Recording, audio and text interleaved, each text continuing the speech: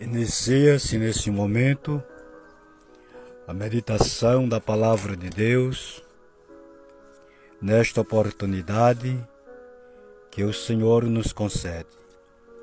Vamos continuar aprendendo da parte de Deus e compartilhando com todos vocês. Queremos assim continuar. Estamos em Salmo 78, versículo 29, falando: satisfez, pois satisfez o desejo. Ação da parte de Deus. Dissemos na reflexão anterior, com base na orientação, na revelação desta palavra, que aquele povo de Israel que não agradara ao coração de Deus e que satisfazia somente com as coisas deste mundo, deixaram a desejar e não entraram na terra prometida. Moisés foi um intercessor, atravessando entre o povo e Deus, para pedir a Deus pelo aquele povo. Dissemos que Deus quis matar o povo, mas por causa de Moisés, Deus não matou nos dias de Moisés. Mas depois cumpriu com a palavra que disse, que eles não iam entrar na terra prometida. Então vamos continuar meditando neste tópico, falando sobre satisfez, que isto é um apetite. A Bíblia fala do apetite das coisas deste mundo, como também fala do apetite das coisas espirituais. Dissemos que a pessoa que é de cima deseja as coisas de cima, mas a pessoa que é de baixo deseja as coisas deste mundo. E que Deus, Ele supre a necessidade. Se Deus não alimentasse o povo, da mesma forma que Moisés orou, pedindo misericórdia a Deus que não matasse aquele povo no deserto, que Deus estava irado com o povo, porque mesmo Deus abençoando o povo, fazendo milagre, estava irado com o povo, por causa da teimosia deles. Mas Deus, como é fiel e misericordioso, Ele alimentou o povo. O povo não entenderam a Deus. Porque se o povo morre de fome, iam dizer, está vendo, Deus tirou o povo lá do Egito e não teve como alimentar o povo no deserto. Então entendamos, tem coisas que Deus faz porque Deus, Ele é onipresente, onisciente, onipotente. Deus, Ele sabe as intenções do coração sem a gente dizer uma palavra. Então, assim como Deus entendeu Moisés dizendo que ele não matasse aquele povo no deserto, porque senão ia dizer que Deus tirou o povo do Egito e não teve como levar a terra prometida, porque a vontade de Deus pelaquele deserto não era ver o povo se reclamar, era provar eles. Porque todos precisam passar por uma qualificação. Se você vai trabalhar em uma empresa, a empresa vai exigir de você qualificação para aquela função que você vai exercer. Se você vai trabalhar numa empresa, conforme a sua profissão e aquela vaga de emprego, vai exigir de mim e de você qualificação para aquele serviço.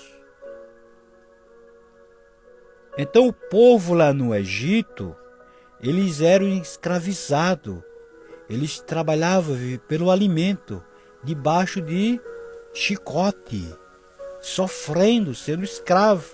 Deus não escraviza ninguém, Deus nos qualifica.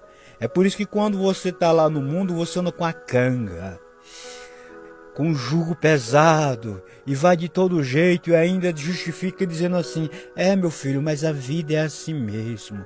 Com Jesus, não.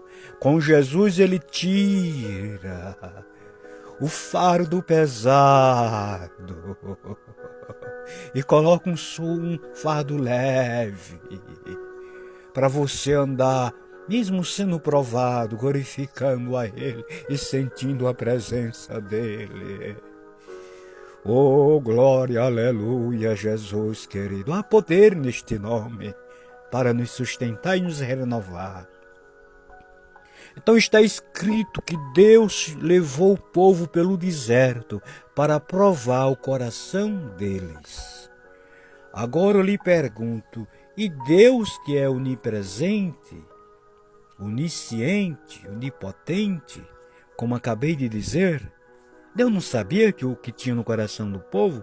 Claro, sabia, mas ele prova para tirar o amargo, a mão de poeira, o mau cheiro, os costumes velhos.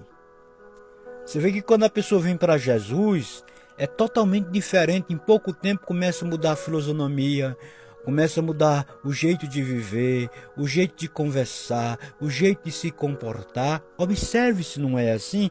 É por isso que vem as provas, porque é a escola. Moisés adquiriu facilidade para ensinar, para falar a respeito de Deus. Mas lá no começo, quando Deus chamou ele, veja se ele tinha as facilidades que ele adquiriu, de forma nenhuma. Mas foi orando, foi ouvindo Deus, foi no deserto. E a Bíblia diz que o sofrimento é uma escola. Mas Israel, naquele deserto, em meio àquele sofrimento, eles entendiam o contrário. Porque não entrava neles aquela permissão de Deus, para Deus poder qualificar eles para entrar na terra prometida. Eles não entendiam que aquilo era para Deus abençoar eles. Porque às vezes a pessoa veste uma roupa lá embaixo, roupa composta, roupa de cristão, roupa de ovelha. Mas não é ovelha, meu filho, e Jesus sabe disso. Se eu for ovelha, Jesus sabe que eu sou ovelha sem precisar dizer alguma palavra. Porque está escrito que nos últimos dias entraria entre o povo de Deus pessoas falsos pregadores, falsos cristãos, com pele de ovelha, mas sendo mercenário, lobos, devoradores de vidas. E cuidado, porque tem muitos por aí. Cuidado, porque tem muitos por aí. Peça a Deus para abrir os seus olhos. Peçamos a Deus para abrir os nossos olhos espirituais. Então, Israel não entendeu que aquele deserto era para Deus provar eles, qualificar eles, para eles possuir uma terra boa que emanava leite e mel. E ainda hoje tem esse tipo de pessoa, esse tipo de cristão que nem Israel. Deus só é Deus se tiver na benção. Na prova, nem ora, nem vai na congregação, nem pega as escrituras, nem louva, nem engrandece a Deus, senão murmura, fica inchado nos cantos das paredes, rimungando.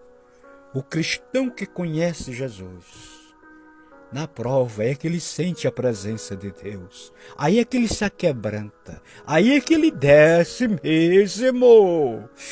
Oh, glória, aleluia. Quem já provou isso aí sabe que é uma verdade isso que eu estou falando da parte de Deus.